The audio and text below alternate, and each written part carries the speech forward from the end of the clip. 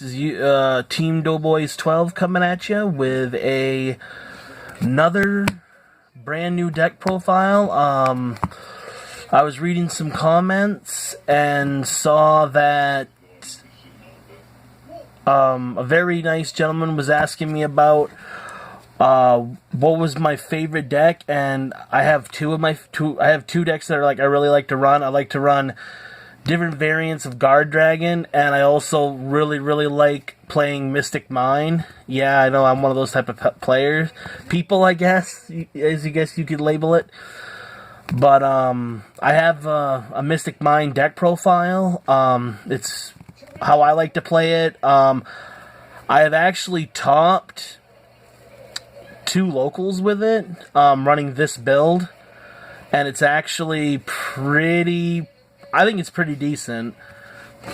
But let's go into the video. So first we run triple DD Guide.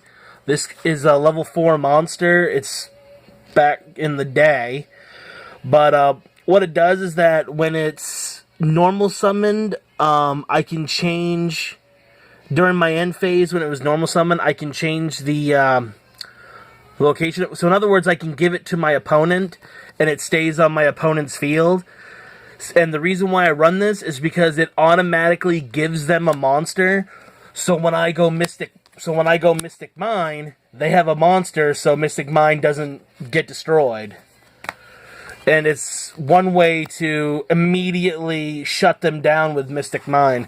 But we run the one monster, which we run 3 of. Next, of course, the MVP of the deck is 3 Mystic Mine. It's one of the new field spells in one of the new sets. A lot of people hate it, a lot of people want it restricted, and a lot of people want it banned. In other words, it's a field spell that if your opponent controls more monsters, in other words, whoever controls the most monsters, that person's monsters, pretty much their effects are negated and they can't attack with those monsters.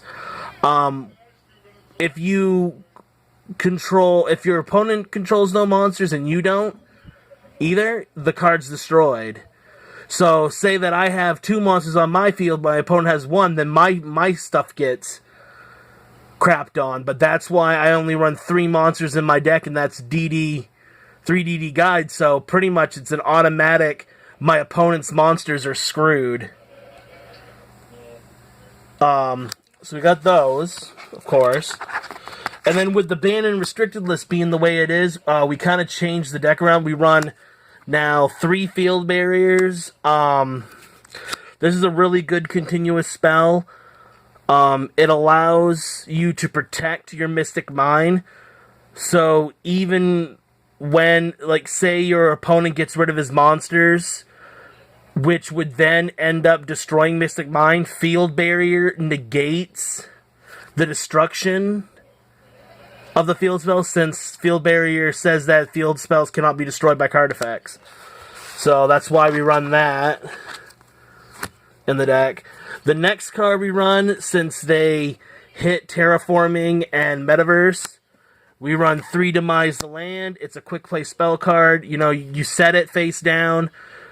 You play your DD Guide, you set this face down with whatever else you want to set face down, and you special summon.